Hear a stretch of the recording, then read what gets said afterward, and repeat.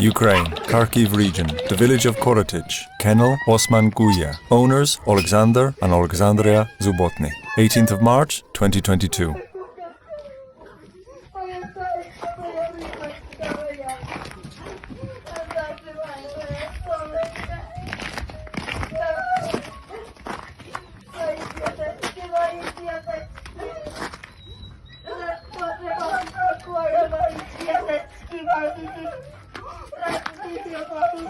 Моя зайка, будем спасти тебя, пытаться спасти. Моя солнышко, моя Юка. Кассетными, говорят, стреляли.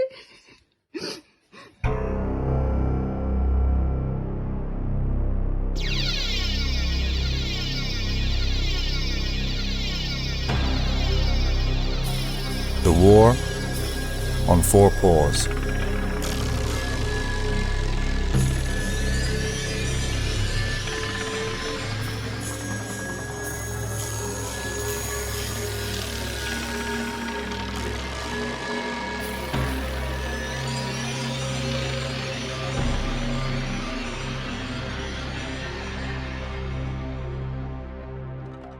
Sergey Neboga, Cherkasy region, Ukraine. Kennel of Caucasian shepherds, Lignum vitae, the tree of life.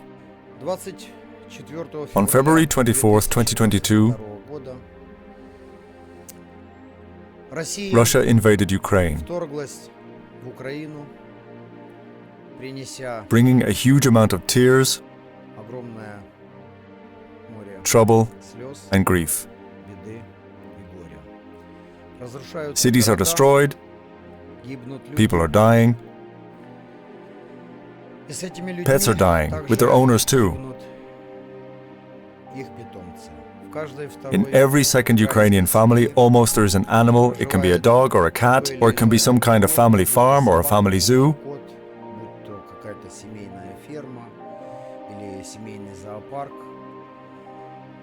Our film will tell you about those animals who have died or suffered during the period of Russian aggression in Ukraine.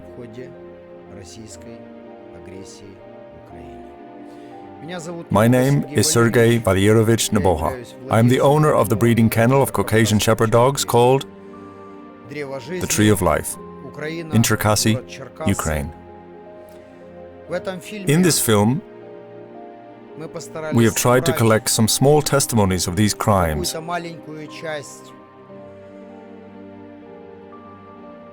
tragedies, and grief that took place from the first day of aggression and continued to take place until now.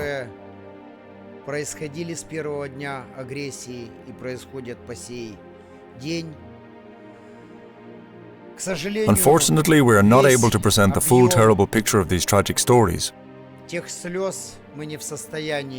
which came to Ukraine in the form of Russian peace.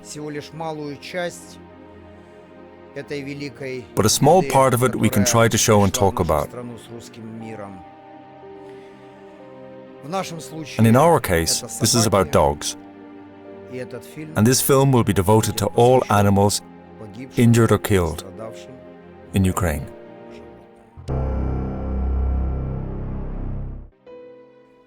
We were going to try to drive through all the liberated districts of the Kiev region. Unfortunately, many territories were mined, and it was prohibited to go there. So we only managed to visit a few places.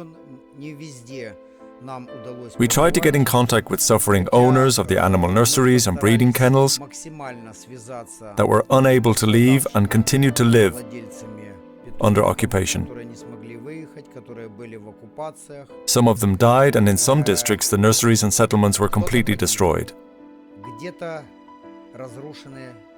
During the time that we were driving throughout all the liberated territories of the Kiev region,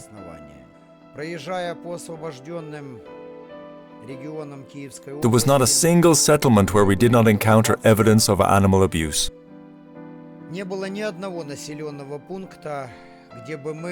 The animals were shot,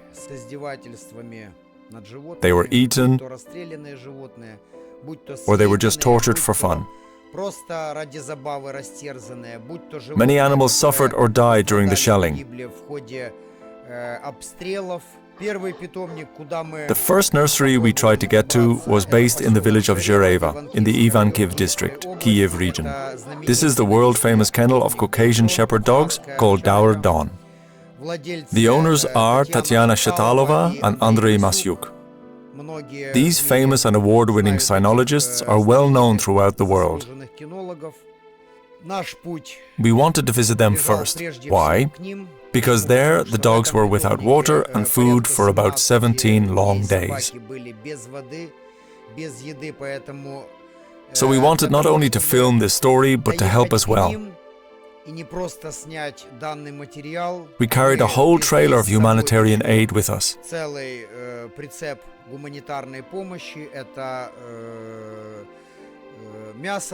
We had frozen meat briquettes, some types of animal feed, and canned food. Why do we do this? Because in each place that we managed to visit, there were hungry mouths. Of course, we can't possibly cover the complete story of all of this impact. But in this short documentary, we have tried to collect small grains, drops in the ocean we call the Sea of Grief, brought down upon our country by Russian peace.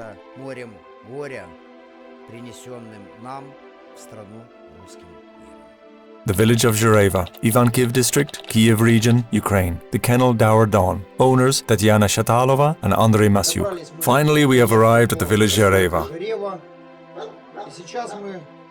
And now we are in the famous kennel Dour Don. These are the owners, Andrei Masyuk and Tatyana Shatalova, who are well known on the exhibition and events circuit. The kennel Dour Don unfortunately received a lot of Russian gifts.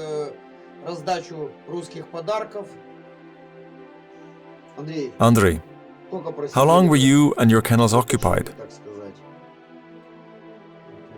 Not for so long a time, actually.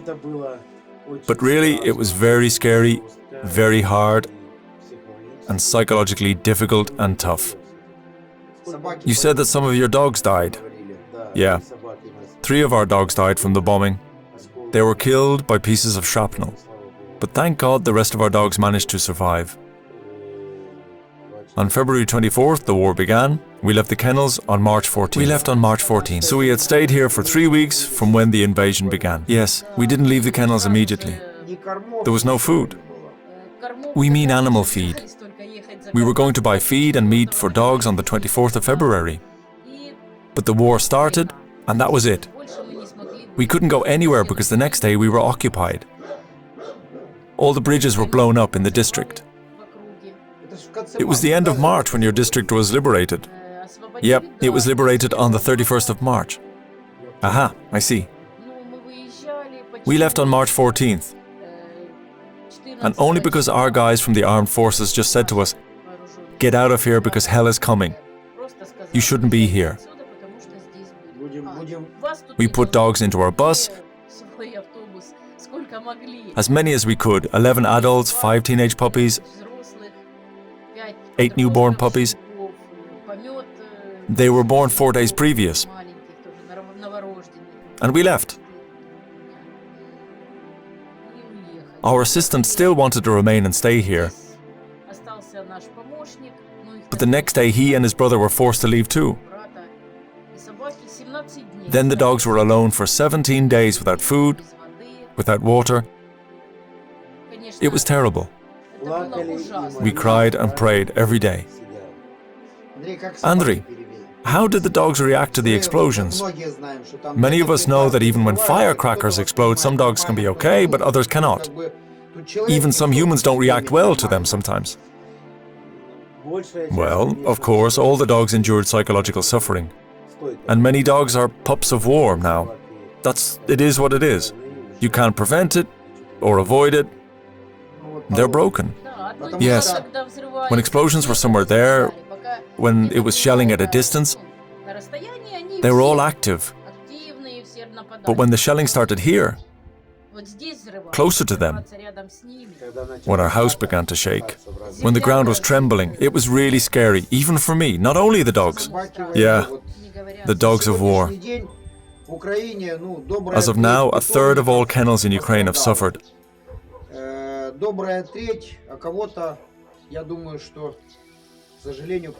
And unfortunately, some of them simply don't exist anymore.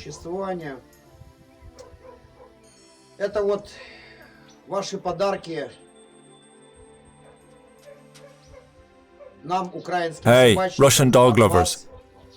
These are your gifts to us, Ukrainian dog lovers. Thank you very much, colleagues. We will remember you. We will. Ukraine, Kyiv region, Irpin, the charity foundation Konura. Owner and volunteer, Andrei Dolzhenko. Hello, my name is Andrei Dolzhenko. I'm the head and the founder of the charity foundation Konura. Before the war started, I worked as an instructor trainer at the Universal Training Center Helion. We were engaged in animal training, both for sports and for domestication. We represented the pride and dignity of our country at international events, took part in world championships in the international competition of Ukraine. We were engaged in the training of assault dogs. We helped various organizations. During the first wave of war, everyone who had military experience, who could handle weapons, who served in the army, was called up into the army. I didn't have this experience, but I couldn't stand aside. I wanted to join the army too, but I wasn't allowed to go to the front line. So instead, I have dedicated all my time, all my resources, all my strength to help the animals and their owners who have suffered from Russian aggression. So, we created this charity foundation with the aim to help everyone who has suffered from Russian aggression from war. I want to say that I have been living in Irpin for 3 years, and just before the war I moved. So before the war started, I lived there.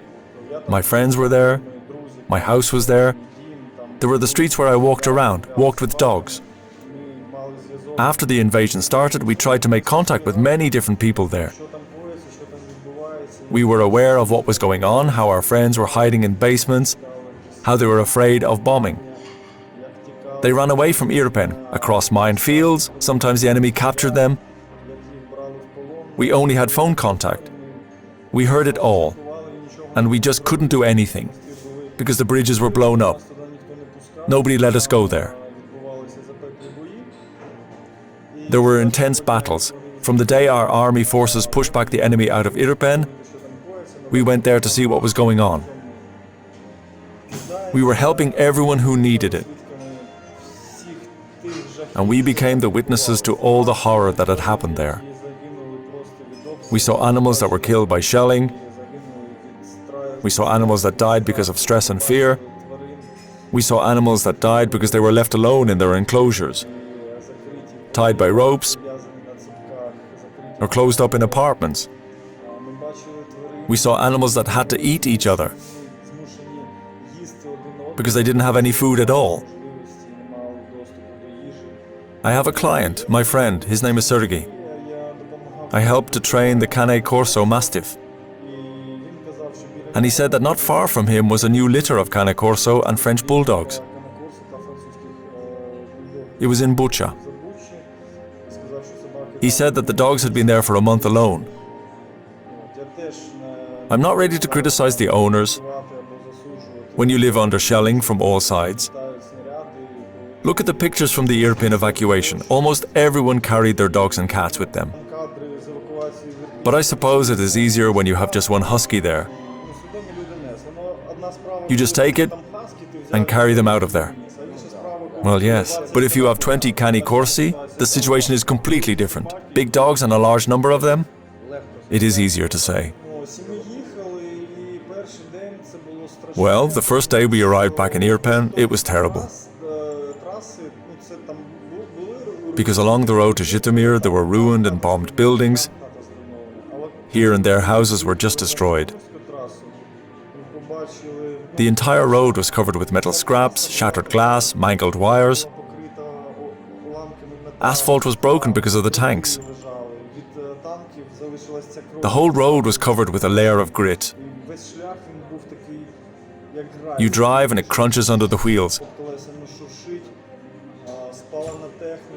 Burned military equipment and tanks, shot up civilian cars, corpses lying nearby. Nobody took them away, and we noticed that they had lain there for many days.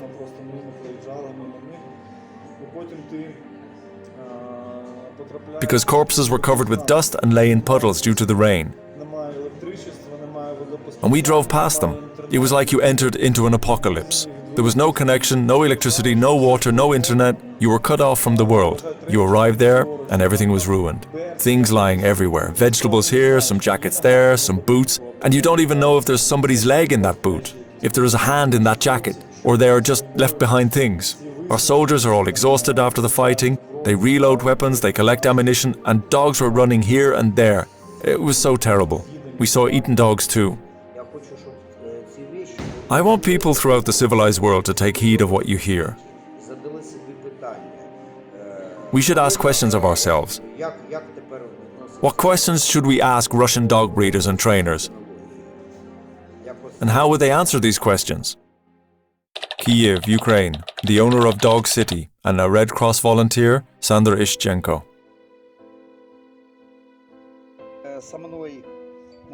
Sandra Ishchenko is here with me. Sandra is one of the people who helped animals during the occupation.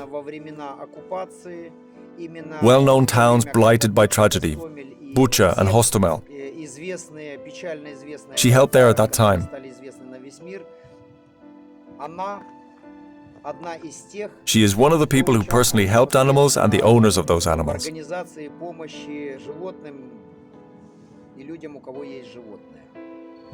I noticed many people helped us. So many people, from just ordinary civilians to the older generation. Old women took care of many animals. Those that were lost or ran away or were just abandoned by owners. Some people just broke into flats. Even my close friends did that. To take the animals locked inside, to rescue them. Also, the authorities of the Expo Center of Ukraine in Kyiv allowed us to take animals there for shelter. Almost all people were in the underground metro station shelters with their animals, from rabbits to big dogs. You mean our society responded to this situation that people should save their animals too? I'm very pleased to know it. Our strength is in such decisions as this. Yes, at least our government and governing bodies confirmed that people could take their animals to shelters. We saved animals with no obstacles at government level. Maybe we had not so much help from the government, but we had no obstacles. Even in embassies they had no objection and signed documents. They gave permission to carry animals west to Europe, and the Red Cross signed the documents to easily cross the borders with animals. I heard that this process of letting people's pets abroad with them was simplified.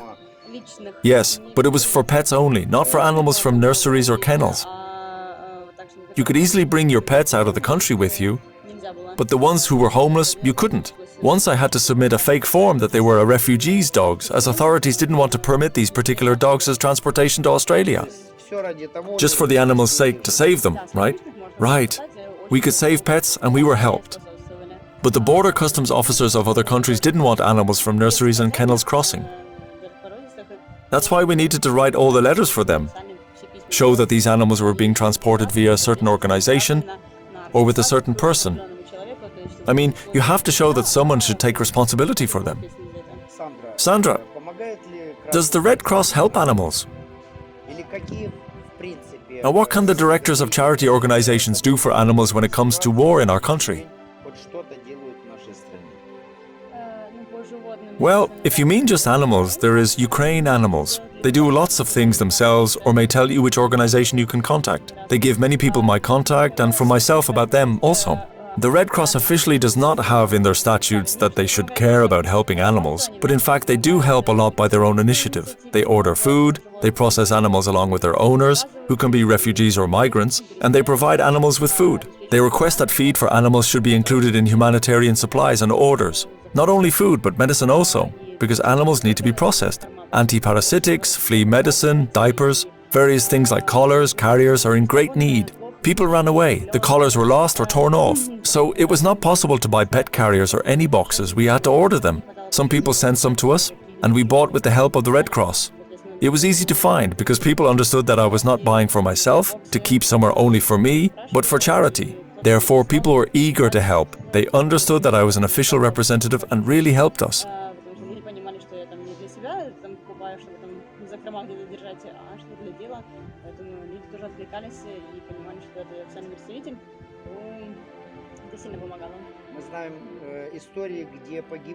We know stories where volunteers were killed in this conflict. So how could you continue to do such work? Most volunteers are students, young people, people that couldn't ignore this tragedy. Were you afraid of it? You're a young woman. Of course I was afraid. I'm not absolutely insane. What drove you?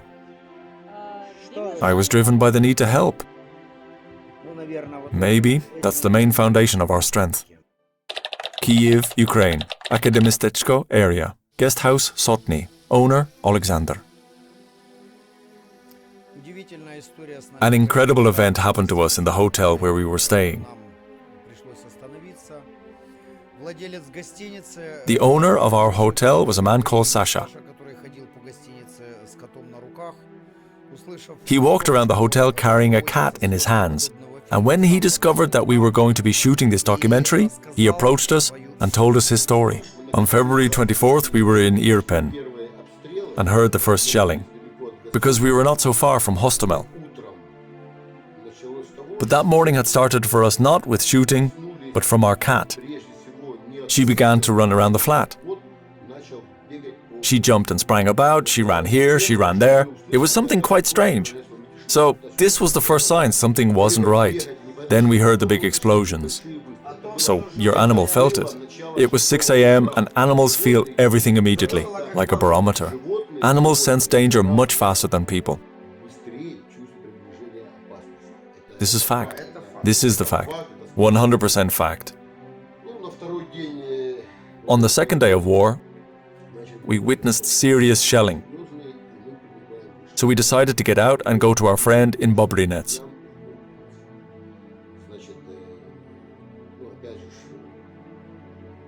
Because of the mass shelling, I told my daughter to pack things quickly. So, among all the things, she took only a cat? Yeah, she took the cat. Feed for the cat's toilet tray, taking only a few of her own things. We arrived at our friend's house and they had an underground basement. We started to unpack our things and I asked my daughter, "Hey, where are my things?" She said, "Dad, I thought you would take your things yourself. I've taken only Lisa's." Our cat's name is Lisa. We took everything for Lisa. The question of our other things, we would figure out. When the mass bombardment began, it was very hard for the first 5 to 6 days. We lived in the basement. I want to say that animals understand all danger. Our cat felt it deeply. She's usually very flitty, always running here and there, but at that time in the basement, she was quiet. She just sat on my hands all the time. She tried not to make any trouble for you. She felt everything.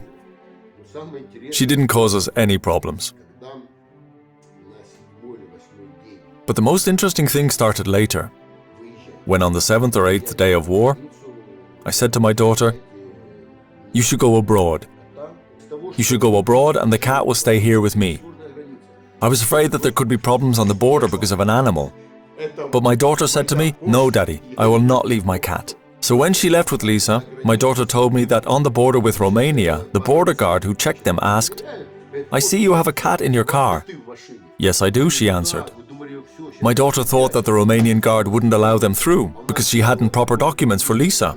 So my daughter was depressed. She didn't know what to do. But then the border guard came back with 2 packs of feed. Incredible. On the Romanian border, they brought feed for the cat and said to her, "You can take it through." They gave it to her. "You need it for your animal," they said. And another story. I have friends in Irpin. There was a situation where they didn't have the registration certificate for their car. They had been under shelling in Irpin until the middle of March.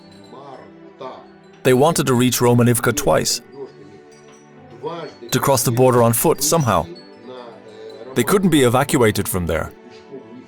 They had 2 cats, and one of them was very young and the other one a bit older. So they carried their cats in ordinary bags, among other things. For you to understand, it was about 12 kilometers to get to Romanivka on foot. So they went with these cats in bags for a long time. And in a day, they reached Kiev. They stayed at the railway station for another day, and then afterwards they traveled on to Lviv. From Lviv, they went on to Germany. And in Germany, one cat seemed to be fine, but the other one was sick.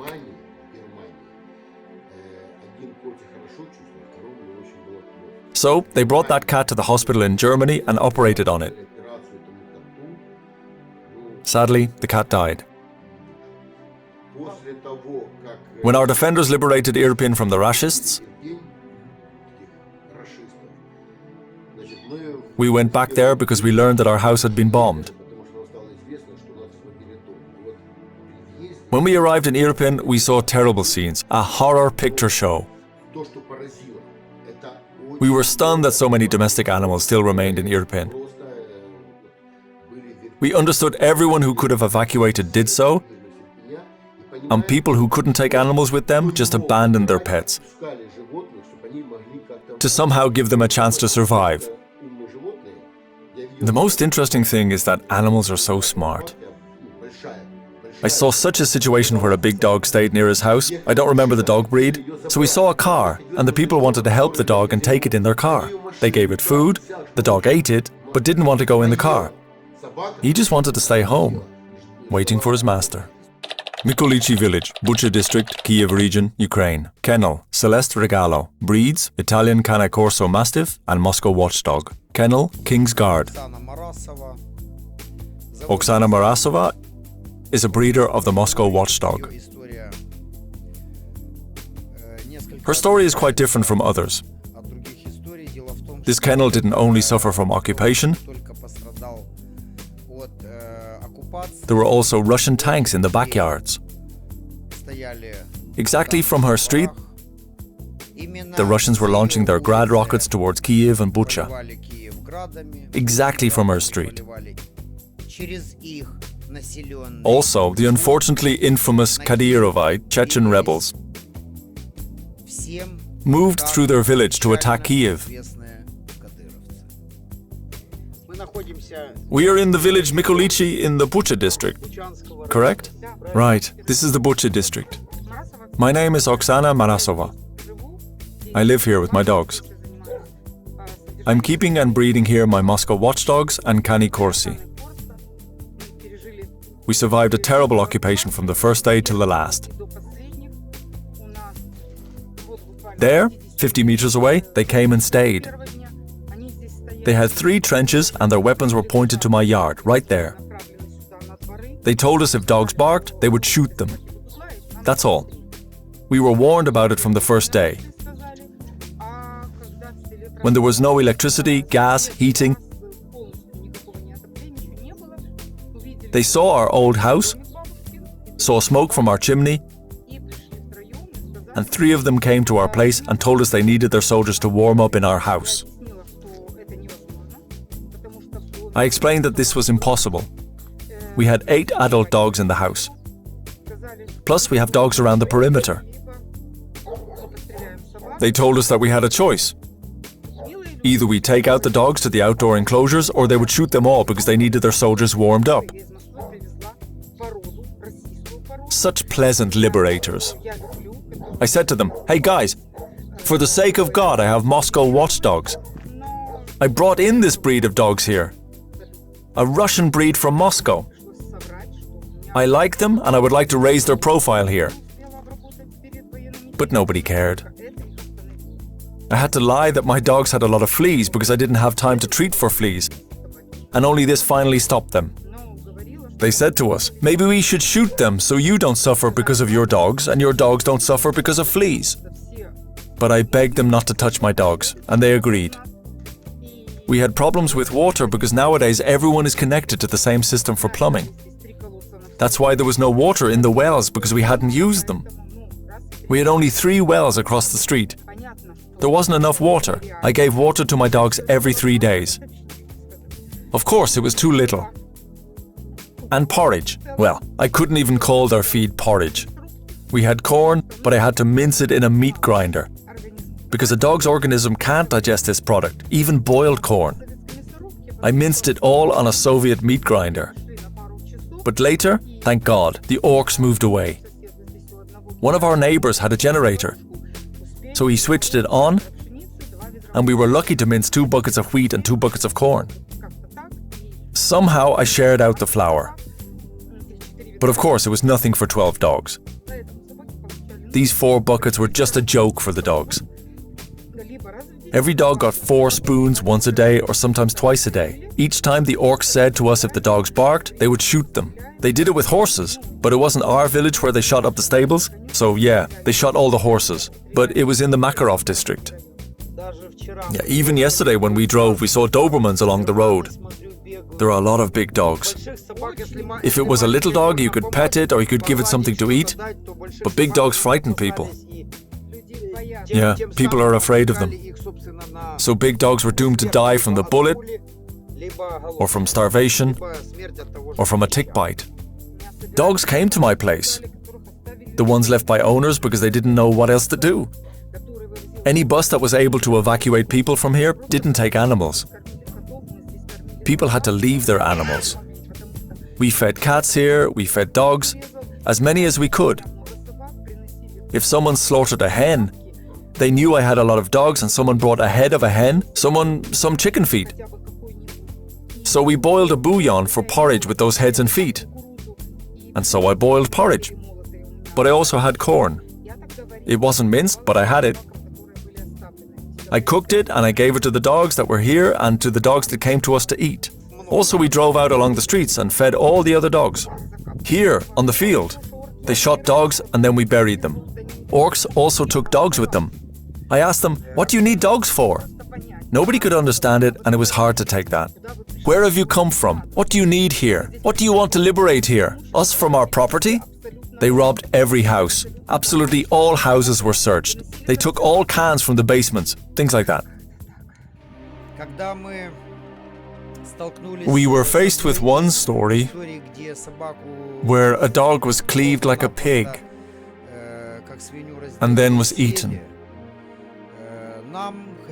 Owners explained that such affronts to civilized behavior were suffered in each second yard. The village of Zahaltsy, Bucha district, Kiev region, Ukraine. Sergey, an owner of murdered dogs. We are in the village of Zahaltsy. This is in the Bucha district, not far from Borodyanka. Here is one more dog lover who will tell his story, which of course is almost uncomprehending. Serozha, please tell us in a few words. We came here after the Russians were kicked out. My neighbor who lives next to my garden, she was here all the time. So she said that these orcs lived here in my house. There was a tank crew in a tank in my yard. Here, my gates were turned inside out. Now I've repaired them, and the tank crew lived where my kitchen was. We started to look for our dogs, but we couldn't find them. What kind of breeds did you have? One German Shepherd, a young one, and a small Jack Russell Terrier. We were looking for them. There were a lot of dogs, but we hadn't found ours. So we searched and searched. We had a little basement on the backyard, and there we had found a blanket. The head of the dog and its skin were wrapped in it. Your dog, our dog. He was tied to a stick. He was parted like a rabbit. The dog was skinned together with the head. The paws were cut separately. We buried him at the end of our garden. Our Jack Russell was shot. We also buried him in the garden. It's one thing to hear the first part of this story somewhere else, but another that you buried your own pet. My wife cried for a long time. I've heard similar things among many neighbors. Animals were killed, some animals died there. A lot of them. A lot of animals died. So they spared neither people nor dogs, I suppose. Well, my wife had a friend, she breeds shepherds. So she had 2 females and a male. So the orcs came and shot the females immediately. The male was injured. We had to operate on him. I understand. I understand. Thank you that you agreed to share this with us. Thank you.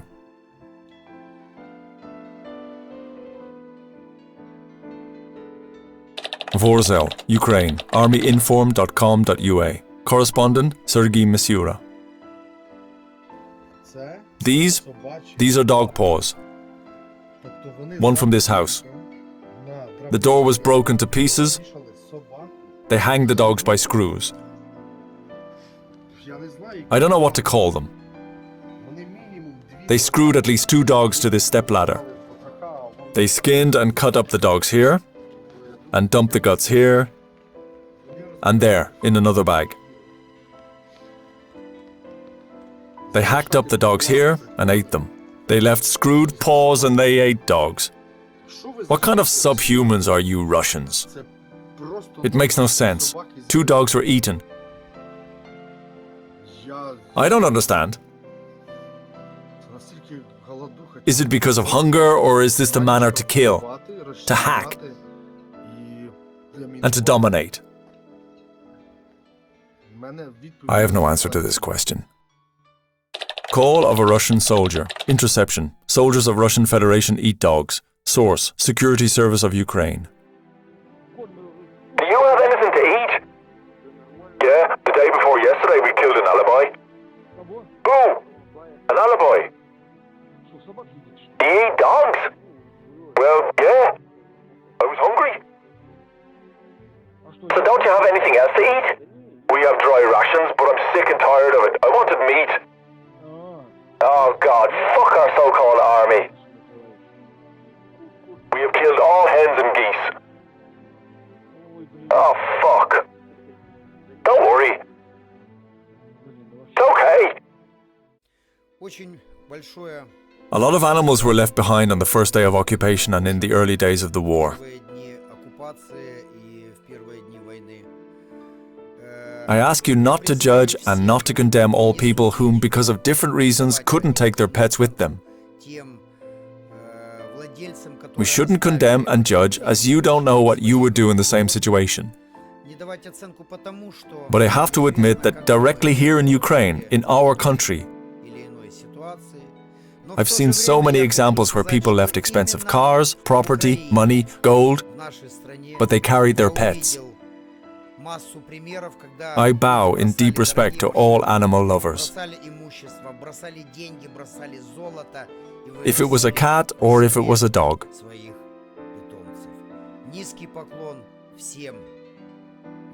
My sincere respect to all those people that couldn't leave their pets behind.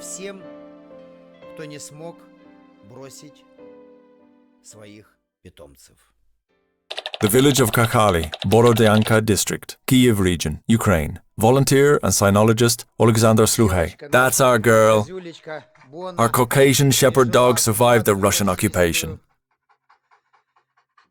Please introduce yourself. Hi everyone, my name is Sasha Sluhay. In many circles, I'm a colleague, a cynologist, a volunteer. So, okay, I live in Kiev. My grandmother lives here. This is the village of Kakhali in the Borodyanka district. How many days had you lived under occupation? How long were the Russians here? Not for long. Not for a long time. About a month? We had managed to leave a day before the Russians came into the village. My grandmother and my Caucasian shepherd dog stayed here. Some people also stayed here with their dogs and cats. Who took care of them? Food, water, various people.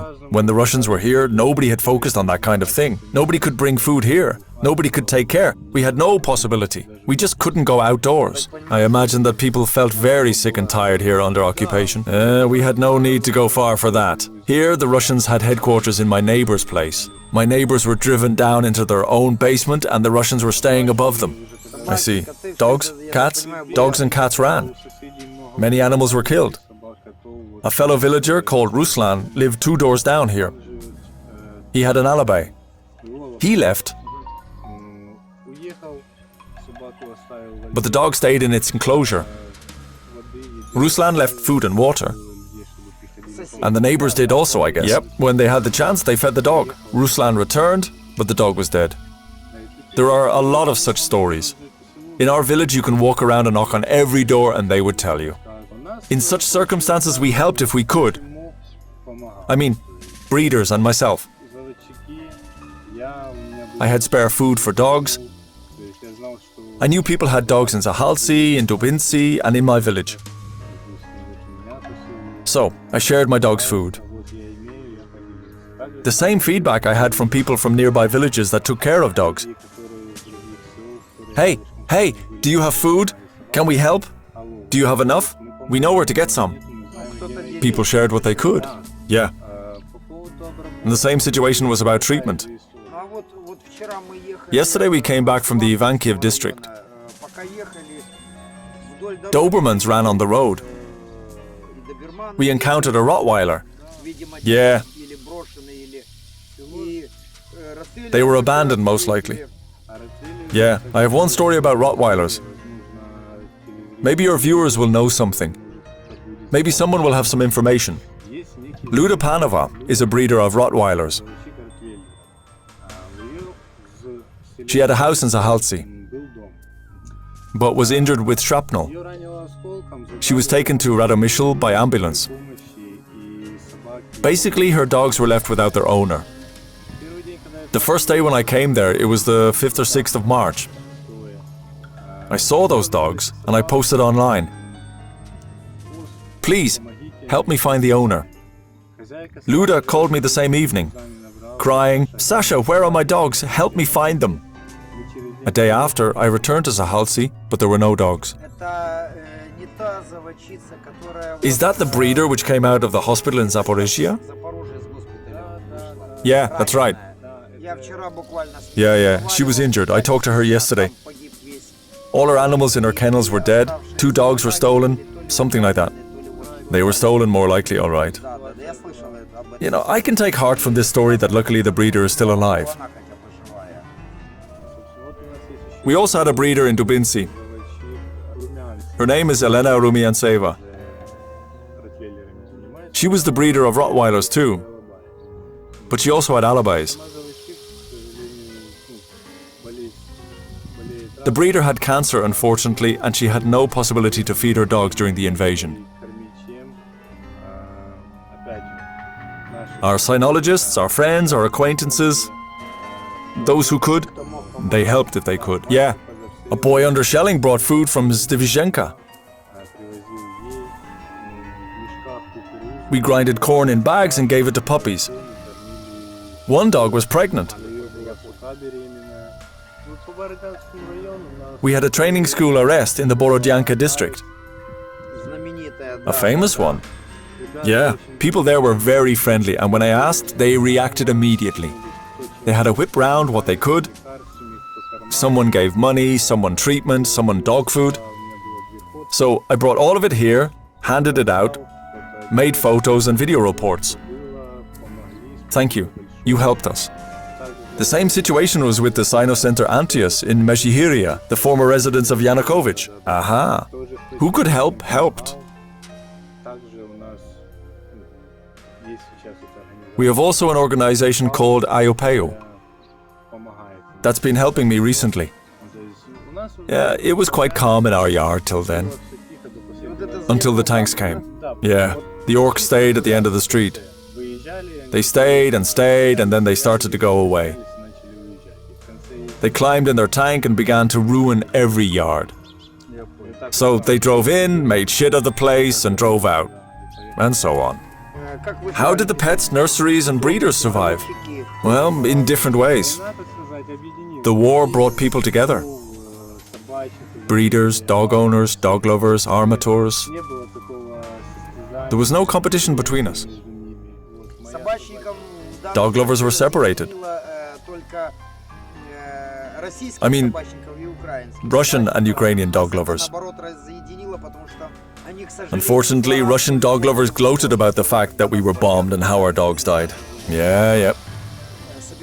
Collecting such stories, we cynologists of Ukraine shouldn't be silent. We should talk about it. The whole world has to know about it. We should share this information and repost it online as much as we can, you see, how everything is going on. Unfortunately, not all owners and breeders agreed to grant me an interview. It so happened not because they didn't want to tell their stories, but for many people the reason was inner trauma. Serious tragedies inside themselves from which they would take a long time to recover from. The village of Gorenka, Bucha district, Kiev region, Ukraine. Volunteer Olga. Please introduce yourself. Who are you and where are you from? My name is Olga. I'm from the village of Gorenka in the Bucha district, Kiev region. Gorenka, yes. I know the place. I'm a volunteer. I help animals. If we have the chance, my friend and I search for dogs, cats, anybody who needs help. Everyone who has been left behind. We help them to treat, to find a house. Luckily, the orcs didn't stop in our village. About 3 kilometers from us is the village Moshun. So it was under occupation and many animals suffered. How do they torture them? They shot everything that moved. And it wasn't always a deadly shot. Cats were shot in the spines to paralyze the back legs of the animals. Also, we had situations when we took animals away from here, and they were in a terrible state. There were injuries not only from shelling, but from gunshots, Grad missile shelling. Also, there were a lot of situations where the orcs shot cattle. Cows were shot not for food, but for fun. Just for fun or for what, I don't know.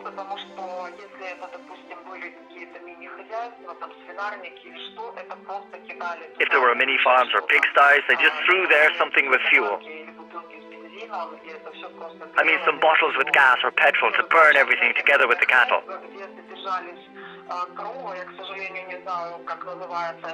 In a little private farm, some kind of cows were kept for meat, cows that were imported from Great Britain. This was such a big breed, almost without necks and red-coloured. So they were all shot at once. Never mind if it was a pregnant cow or not, bulls were also shot. There also was a big farm, so it was completely burned. Dogs were just shot in the yard. The orcs just came in and shot. Dogs even had no time to bark. First of all, men and dogs were shot. Then they shot farms, houses or farmhouses. But they didn't just shoot, they also burned them. It started on the 24th of February when all those orcs came into the village. Everyone was taken outside to line up. They shot all men from 15 and older. Women had 40 minutes to get away or they would be shot too. Then they shot the animals. Chickens tried to run away. Especially crudely, they shot dogs and cats. Dogs were loud, they cried, whined. Well, so they paid more attention to them. And farms were burned. They shot animals and then burned them all. So many animals. I can't say there were such atrocities committed by orcs like in Bucha or Irpin, but they tore animals apart, cut and ate them. I don't know what kind of sadist they have to be to do such things. I don't want to swear, but I can't find the right word. All this shit they did to animals. The kennels called Sirius were in the same district. There was a checkpoint on the way to the kennels. They didn't allow anyone to go through. But several times they allowed our worker to bring aid and food for animals to the kennel. But then they didn't allow you to go there at all. There were over 3,000 dogs. It was a miracle they survived. Dogs were fed on porridge and acorns. There were 3,000 dogs in the Sirius kennels and all of them survived. But in Borodyanka, there were 450 dogs in a kennel. Borodyanka is the municipal enterprise. This is from Kiev. Borodyanka had suffered so much. There were only 150 or 170 dogs that survived. The rest of the dogs died because nobody could get there. We tried. So many people tried. We had a situation where when people were shot. There were a few people that wanted to get there with food, but they were shot. And volunteers were shot at point-blank range, or they didn't allow you to drive, or sometimes when they saw we came to the dogs, they allowed us to come closer, and then They just coldly shot people. they shot more than coldly.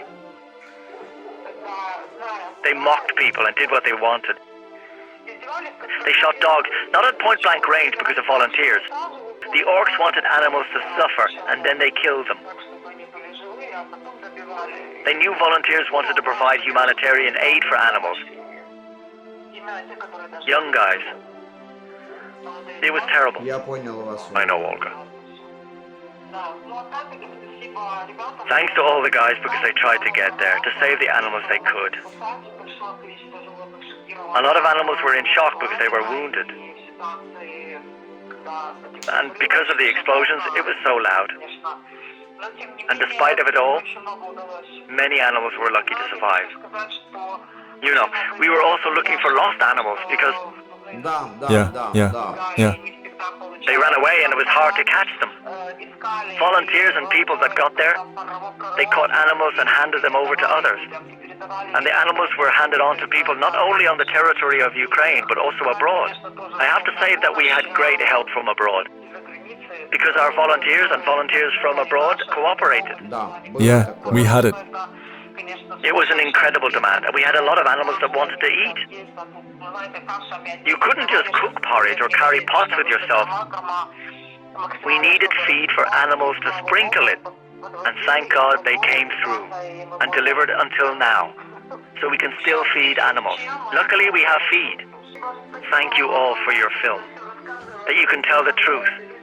People should know it. Our four-legged pets suffer much more than people. We should help them. They are victims of war. How many people don't talk about it? How many animals died? Hundreds of thousands. Thank you, Olga. Thank you so much. Thanks. Bucha, Kiev region, Ukraine. Kennel, wolfhound. Owners, Tatiana and Vladimir Kopachevi.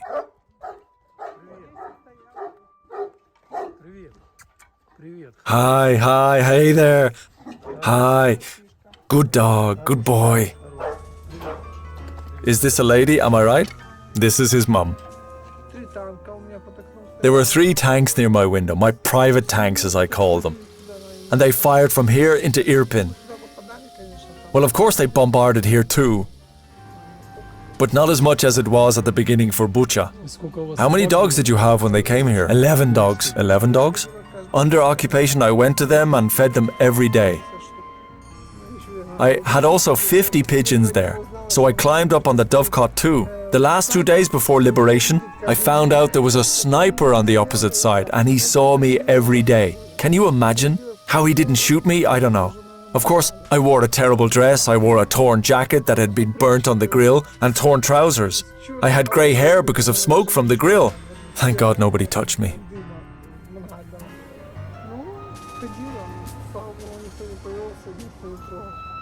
How many people were killed here? How many neighbours? A lot, I have to say. My own daughter died. The elder one was shot. She shouted glory to Ukraine at the last moment. Was she shot here? In Bucha, in Yablonka Street. We had a shop there. She was going home with 2 friends. So the orcs asked them to empty their pockets, and of course, her friends, these guys, they had knives. So they were shot. All 3 were put in a pit. We were waiting for a month and a half before we could exhume them. The authorities had to conduct an examination.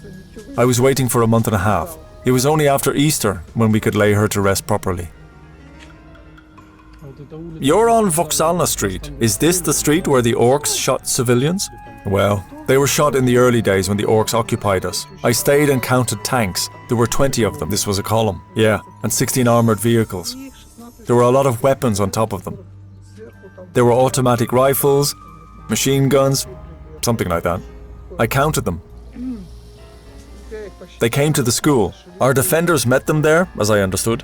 In general, legs and hands were strewn about the yards. Somewhere a half of a head sat. I'm sorry, but somewhere penises and cocks, they lay separated.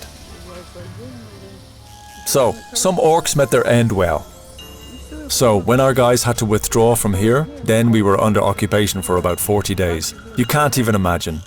Every day we heard shots. Every day I heard how they go to the toilet, because they were in our neighbour's yard. I heard how they ate, how they fired a volley, one shot, and then everything started. They could shoot for the whole day, or they could shoot for 15 minutes. When I heard spoons tapping, I knew they were eating. So I ran to feed my dogs and returned back. So I watched. Someone came in, shot for a while, and went back.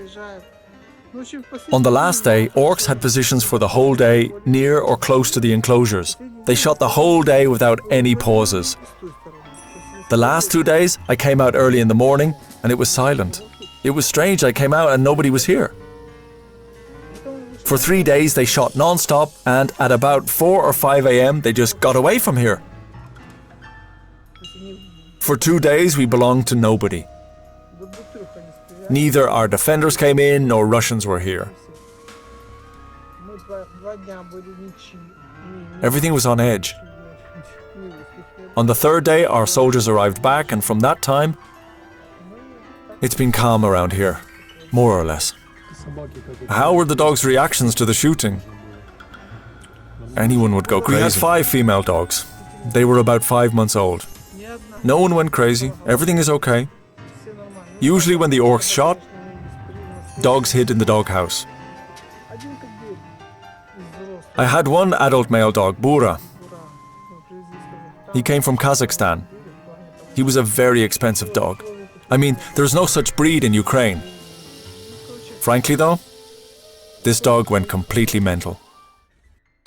The village of Dernovka, Brovary district, Kiev region, Ukraine. Kennel, the planet of dogs. Pavlo Lichensky. Co-owner, Svetlana Lischenska. Everything started very unexpectedly. Just like 1941. A treacherous attack by invaders at 4 a.m.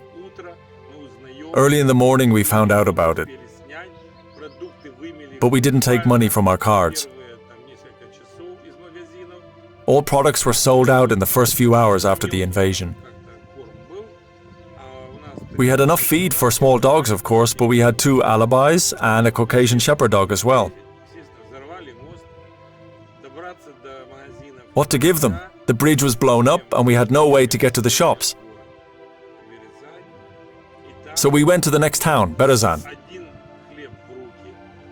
There you could buy a loaf of bread, 2 packs of noodles, a bag of flour per person. Well, we thought we could dilute the bread with water and add in there an egg. Luckily we had eggs. We could add loaves of white bread, we could cook noodles. So we survived on that for quite some time. Of course we couldn't plan ahead. We had feed that day, and thank God for that. Yeah, here are our villages. These are all well known. Peremoha, everybody knows Rudnitska. Rudnitska, Lukianivka. Yeah, Lukianivka. And also there's... Is this the Brovary district? Yeah. When the evacuation was announced, our village Dernovka somehow wasn't included.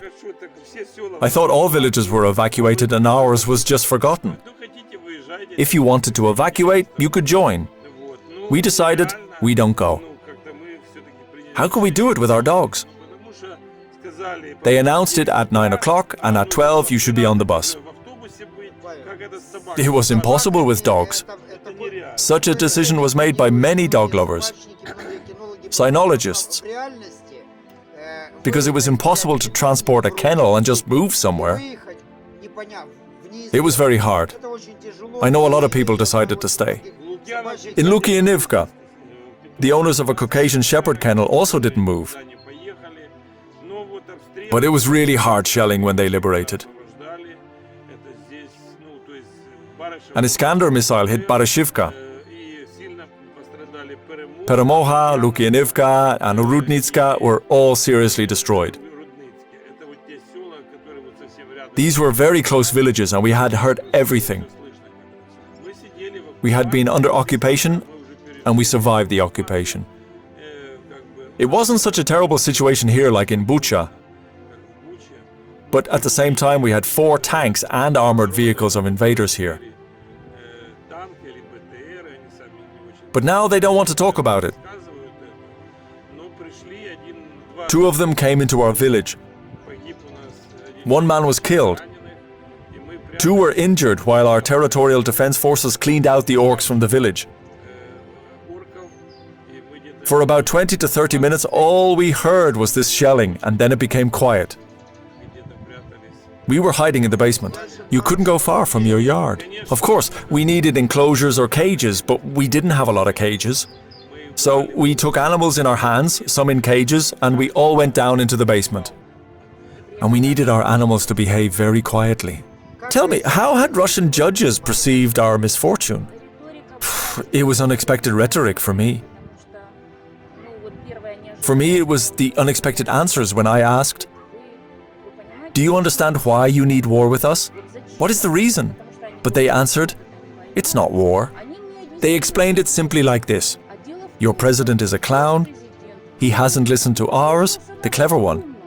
So until the time he doesn't listen to ours, we will teach you." Teach means kill. Yes. And the second version of this discussion? Well, you didn't care when children were killed. I won't say who killed who. It's just a point. In Donetsk. And now you become nervous.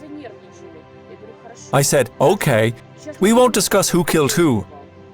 But to your mind, children from Kiev, Bucha, Irpin, Chernihiv deserve to be the answer for someone's dead children from the last 8 years? And children from Mariupol, Kharkiv, for whom now? These are all Russian-speaking regions. Yes, 8 years ago in Donetsk, you can look at photos of Donetsk that had been bombed for 8 years, and look at the photos of Chernihiv, Sumy, Kharkiv, Mariupol, Oktyrka, Volnovaha, Mariupol. All of these cities that were bombed for 8 days at that moment. Just compare. But they answered, "We don't give a damn about you. Ours will come, and they will figure it out with you." Such things dog lovers say to dog lovers. And again, these are dog lovers who were here in Ukraine many times and earned a lot of money here.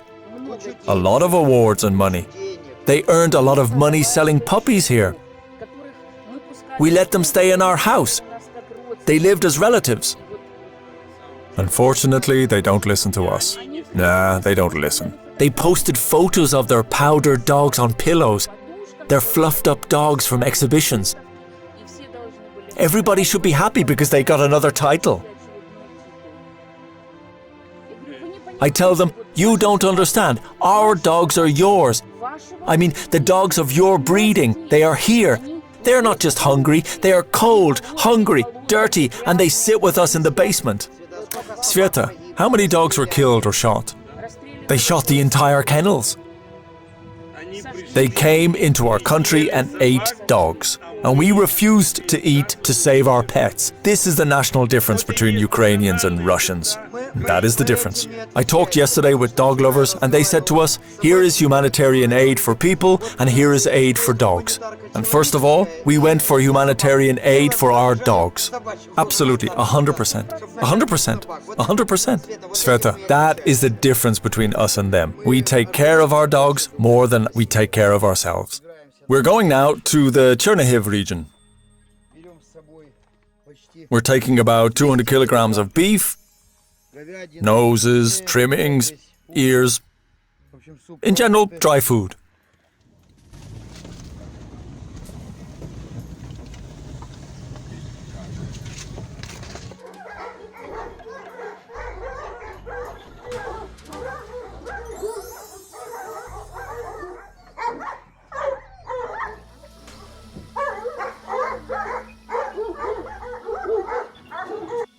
Chernihiv, Ukraine. Kennel, Wolfie, of Caucasian Shepherds. Owner, Vyacheslav Zakatov. 26th of June, 2022. Yeah. Chernihiv was under siege. That's it. Everybody knew it. The city wasn't taken, but it was seriously under siege. It was under siege. But they began firing at us. On the third day of war, there was a direct hit of the enclosure. 3 enclosures were broken. 3 dogs were killed, and 2 dogs were injured. Were they adult dogs? Yeah. Right? Adult dogs. Sure. I buried them. I took out the shrapnel from 2 injured dogs and they survived. I hid throughout the whole siege. I was there in the house. I didn't go anywhere. Well, we saw, friends, and we couldn't show everything. But the village, the district of the town where we are, there are a lot of bombed out houses, a lot of bombed enterprise units, a lot of burned houses. Here we are at your place. I don't see any intact window. No, there are no windows now. Behind our back, the shrapnel went through and all frames were cut and glass smashed through. I'll try to explain how it was. In a square of 150 meters around this house, for the duration of military action, for 3 months. Yep, I got 10 explosions here. 2 houses over there were untouched, but my house got hit. I say it again, dogs were killed. But I stayed here all the time because I couldn't go anywhere else. I lived here all the whole time with my dogs. We hadn't had water, gas, electricity for 3 months. Only a week or 2 ago we got gas, water and everything we needed. Windows were broken from the first hit. 19 windows. Even in the basement windows were broken. And what else happened? So, which type of joy I had in my heart to stay alive? On the 4th day of war, my pregnant dog whelped a litter. Like with a small child, I petted, I played, and took care of the puppies. This was like a spark of life for me throughout all this. You had the sense to continue to do something, yeah? Yes. You know what? About puppies. I know stories in Chernihiv and Sumy. There was Dmitry Zakutelov, whose females were whelping. So I talked to him on the phone. I heard shelling in the background, and he continued to help his dogs whelp. There were a lot of these situations. I had the same. I managed to prevent one dog from being pregnant so not to have pups, but behind my back the other dog got pregnant and whelped anyway. I called such puppies the kids of war. This dog who was born, he's 3 months. So he was malnourished in the first month and was very small, about 4 kilograms. There wasn't any milk to feed him on. From 2 to 29 shells fired during each day. There and in return. How did the dogs take it? The dogs were calm. They somehow understood the situation. They were silent and quiet. Nobody even barked. Our house was shaking, the earth was shaking, but they were silent. There was a lot of shrapnel near the enclosures.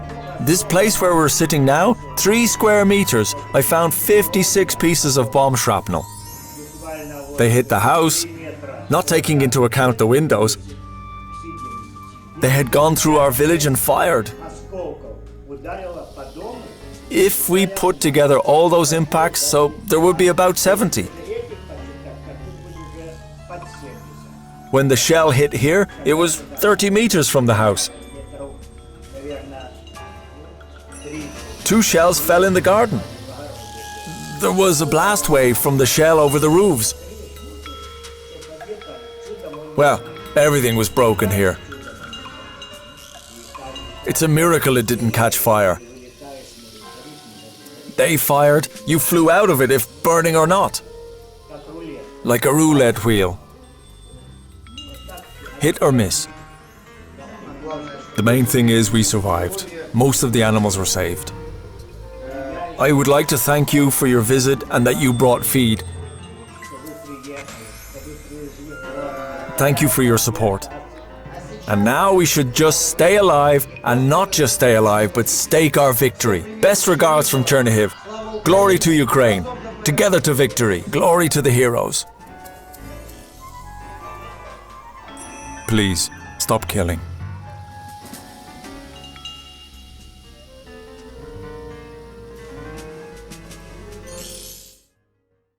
Ukraine, Kyiv region, Irpin. The charity foundation Konura. Owner and volunteer, Andriy Dolzhenko.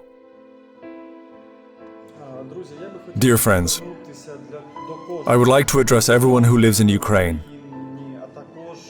and also to everyone who lives abroad.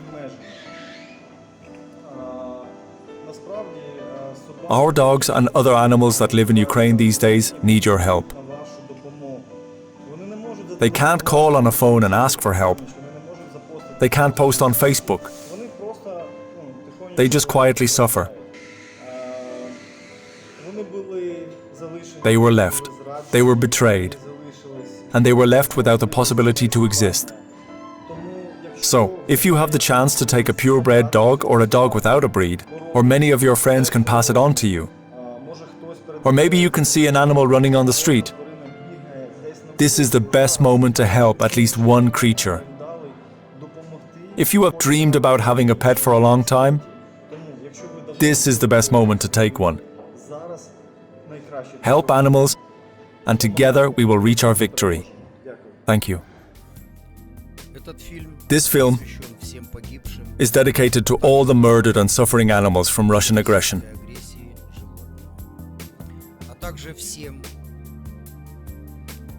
To all murdered volunteers and people who took part in the rescue of animals, such as Leonid Maximov, Anastasia Elanskaya, Anatoly Berezhnoy, Pasha Lee, and many, many others. Light a candle of memory for all volunteers, breeders, who saved animals, risking their lives. Volunteers who were killed during rescues were young Ukrainians. They showed with their deeds the whole world a real example of humanity and compassion. Everlasting memory to the dead, and deep respect to the injured, crippled breeders and volunteers.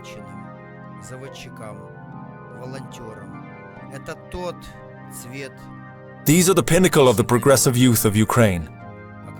The whole world should know about them.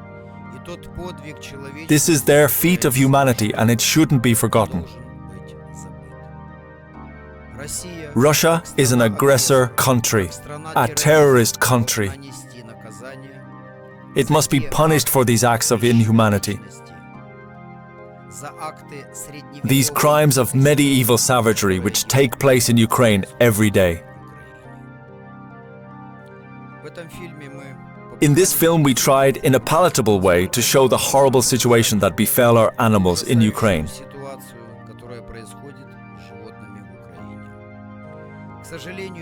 Unfortunately, we can't show the true extent of the tragedies taking place in our country.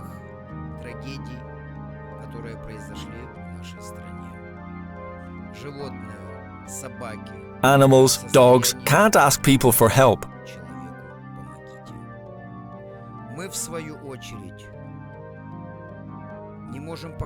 We can't show the number of killed and suffering animals, but the number is in the multiples of thousands.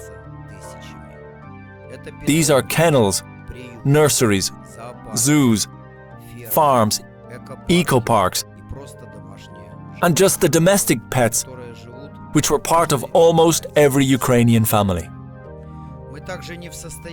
We were also unable to name the huge number of dogs that were eaten, torn to pieces just for fun, shot and tortured. The number of killed dogs during shelling and fighting that were and are on the occupied territories is in the thousands. The whole world should know about these tragedies. These are shocking for the entire civilized world. The expression, "dogs are out of politics," created by Russian propaganda in the 21st century in Ukraine, has lost its relevance, proven by epic failure. Like all slogans created by Russian propaganda. Cynology has always been, is, and will be in politics. And in current Russian reality, it is part of politics. All of us, the whole world, has to understand, if they continue to allow participation of Russian cynologists in International Canine Federation events, as well as livestock sales from Russia, so it is obviously paying for the bombs which are dropped on the heads of Ukrainian people. Behind every dog that is sold from Russia are tears, tragedies, massacres of Ukrainian citizens and animals approved by you, enabled by you, with your acquiescence.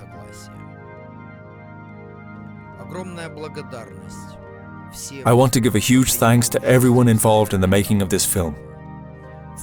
The aim of this film is to convey to the world community and show all citizens of our civilized world the absolute horror of the situation in Ukraine. We used footage of Kiev, Chernihiv, Kharkiv and Sumy regions in the film. Thank you all.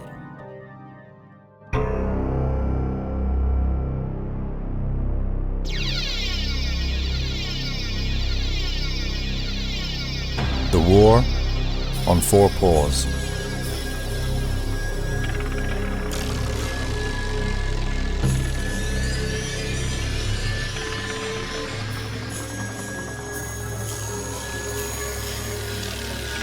A film by Sergey Neboga.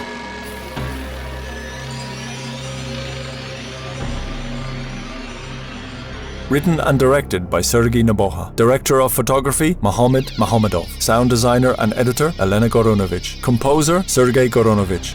Special thanks to Mohammad Mahomadov for the help in making this film.